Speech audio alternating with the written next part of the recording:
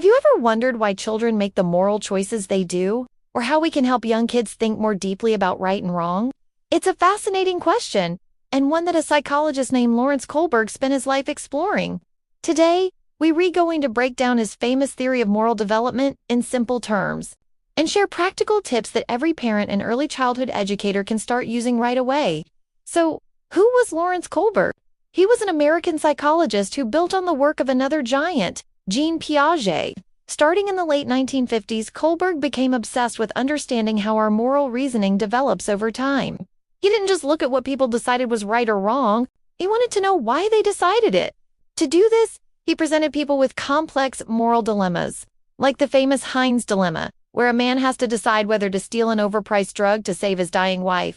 The answers he got revealed a pattern or roadmap of how we learn to think about ethics.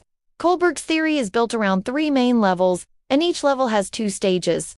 Think of it like climbing a ladder. As we grow, our understanding of morality becomes more complex and less about ourselves. Let's start at the bottom with level 1, pre-conventional morality. This is where most young children are. At stage 1, it's all about obedience and punishment. Right and wrong are determined by what gets you in trouble. If I don't get punished, it must be okay. In stage 2, we see a shift to individualism and exchange. The thinking here is, what's in it for me? A child might share a toy not because it's fair, but because they know they'll get a turn with a different toy later. It's a very transactional way of seeing the world.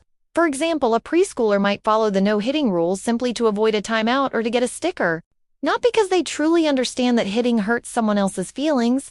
Next, we climb to level 2, conventional morality. This level is common from school-age kids all the way through adolescence and even into adulthood. Stage 3 is called good interpersonal relationships. Here, actions are judged based on pleasing others and being seen as a good boy or good girl. It's all about social approval. Then comes stage 4, maintaining social order. At this stage, people recognize the importance of rules, laws, and authority to keep society functioning. They follow rules not just to be liked, but because they believe rules are necessary for everyone. An older child might decide not to cheat on a test because they know it's against the school rules and society expects honesty. Finally, we reach the top of the ladder, level 3, post-conventional morality. Kohlberg believed very few adults actually reach this level of thinking. Stage 5 is the social contract and individual rights.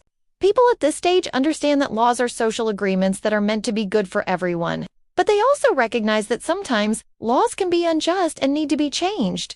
The focus is on democratic principles and basic human rights. The highest rung is stage 6, universal ethical principles. Here, moral decisions are guided by a person's own internal, universal principles of justice, equality, and human dignity. These principles are seen as more important than any specific law. Someone at this stage might break a rule if they believe it's necessary to uphold a higher moral principle, like saving a life. So, what does all of this mean for those of us working with young children? Even though Kohlberg's stages describe a long journey, the foundation is built in early childhood. Our job is to help kids start climbing that ladder. How do we do it? First, model moral language. Instead of just saying be nice, ask questions like, was that a fair choice? Or how do you think that made your friend feel? This gets them thinking. Second, use real-life social situations as teachable moments. Don't just state the rule. Talk about why the rule exists. We walk inside so that everyone stays safe and no one gets hurt. Third, ask open-ended questions that encourage reasoning.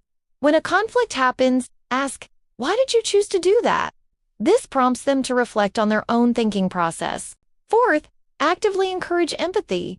Help children see things from another person's perspective. You can say things like, it looks like Sarah is sad. I wonder why. And finally, consistently reinforce positive behaviors like sharing, taking turns, and cooperating during playtime. These routines build the habits of fairness and respect. By using these strategies, we help children move beyond simple obedience and start developing the ability to reason about fairness and the feelings of others.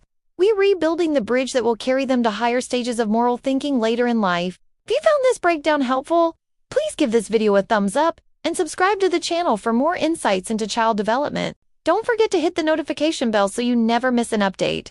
Thanks for watching, and see you next time.